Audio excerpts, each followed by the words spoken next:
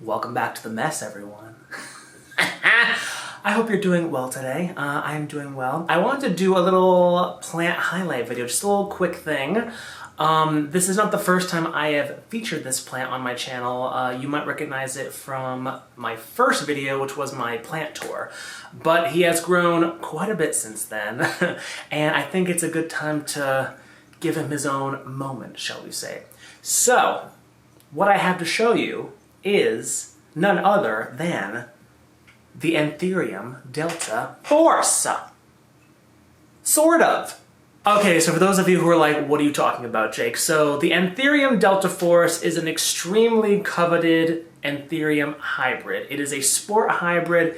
It is, as of recording this video, the holy of holies in the Anthurium world. It is Clarinervium crossed with Pedata radiatum. So it is those two species combined to make this hybrid. So some of you who maybe don't know what the Delta Force is might be thinking, well, Jake, then why are you telling us this? What makes the Delta Force so special? What makes the Delta Force so special is that it is a sport hybrid. So the original hybridizer back in the 90s, they did a huge batch of seed-grown Anthurium clarinervium crossed with Anthurium pedata radiatum. Try saying that 3 times fast. My God, who comes up with these names? What makes the Delta Force stand out amongst all the other clarinervium pedata radiatum crosses is that it is a sport hybrid, which means that there is something different about the plant. The plant gives you some type of sport variant. Sport can relate to some type of mutation, some type of feature that is unique to that particular specimen.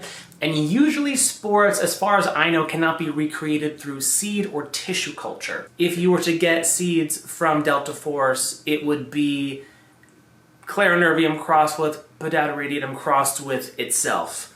So if you were to self-cross that original plant, you would get those genes, but the chances of you getting the exact same leaf shape, the exact same look of the plant, the bluish tinge, the border around the edges, just all those beautiful striking features. It's not in your favor, let's just say. And for a few decades, since this hybrid was created accidentally, it's been, really only in a couple of collections, and it still really is like a true Delta Force, really still is only in a few collections around the world.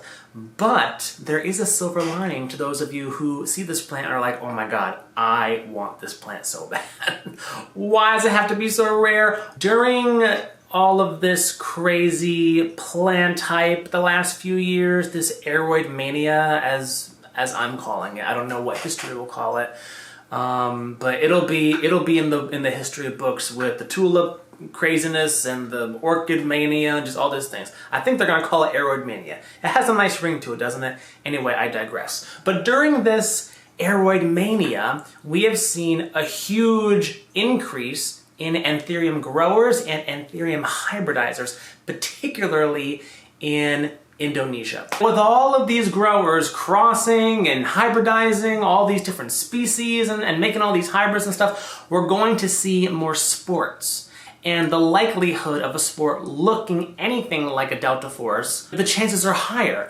And I've been starting to see a lot of stuff come out of Indonesia that looks really close to the original authentic Delta Force that everyone in the Anthurium world is chasing. I'm gonna be honest, guys, there is quite a bit of xenophobia in the Anthurium collector world in particular, and I'm just calling it like I see it. I'm in some Anthurium groups, and there is quite a bit of, how do I put this lightly?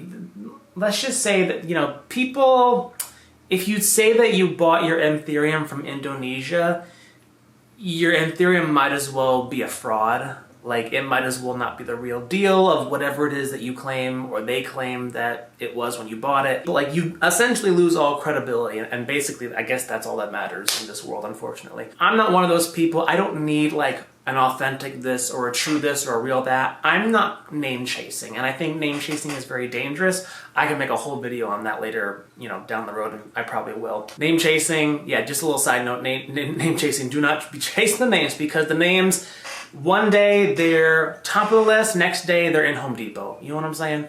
So yeah, don't be name chasing. What you need to do, you need to chase plants that spark joy, plants that you love, plants that you find the beauty in. And as soon as I saw this plant, I was like, wow, it is so different, it is beautiful, and I want to grow a plant that looks like that.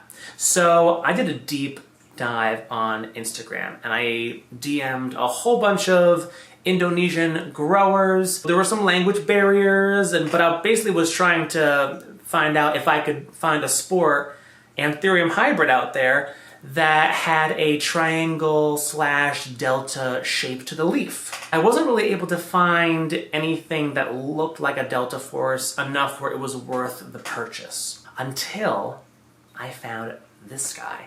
Now, this Anthurium was grown on the island of Java in Indonesia. Should I just stop rambling? Like, can I just show you this fucking plant? You got, like, Jake, just show this fucking plant. I'm gonna show you the plant right now. All right, here he is. Ready? Drum roll, please.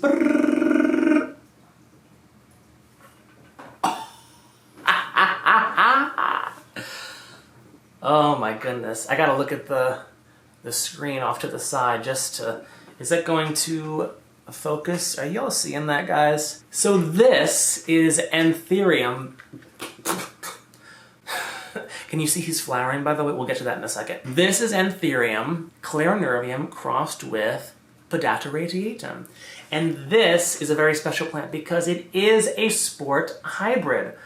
If you were to buy just any Podata radiatum clarinervium cross, you're not going to get this. You're not going to get this perfect triangle shape. Look at that.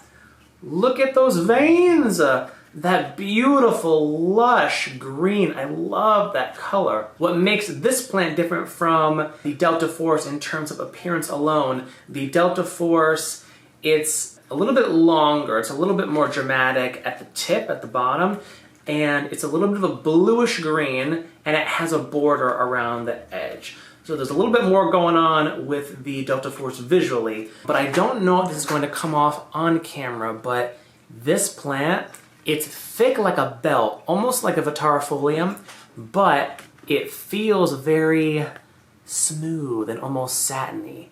Do you guys see that iridescence right there? Are you seeing that? It's really prominent on the new leaves. And what I love about this plant is that every leaf doesn't look like this. Every leaf is a little bit different. This is the second newest leaf. Here is the newest leaf that is still hardening off.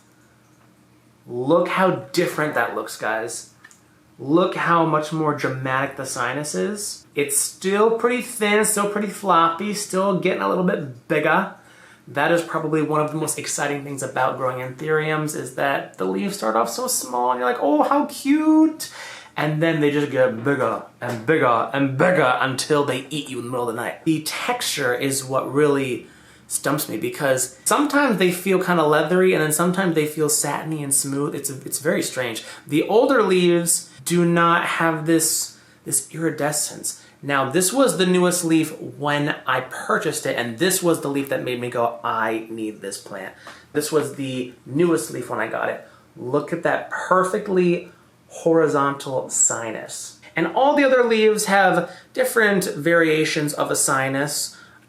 You know, there, this one's a little bit more straight across. That one has more of a traditional sinus. Let's see, what do we got? We got any more? Yeah, so I would say this leaf, hello, Mr. Truck, would you mind? Trucks be farting down the fucking street. Anyway, so aside from this newest leaf, when I purchased it, I would say this one is the closest to that nearly perfect horizontal sinus that goes across. And I think that is just the bee's knees, people.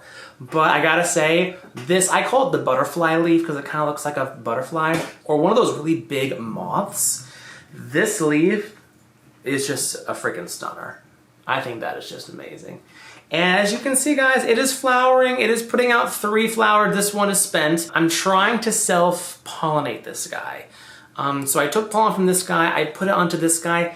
I don't think it took, though, because it looks like this one is producing pollen as well, just because I see all those little white dots. I am not an expert when it comes to pollinating. I'm still learning things, guys. Still learning. And I want to show you the root system. So, like many of my plants, I have this one in a no drainage vase. There is quite a bit of algae growing and he definitely needs a water. Can you hear how crunchy that is?